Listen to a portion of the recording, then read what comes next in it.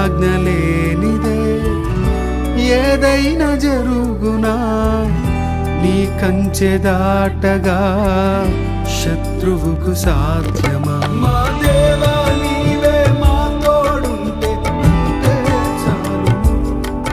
అపవాది తలచిన కీడులన్నీ మేలైపోను.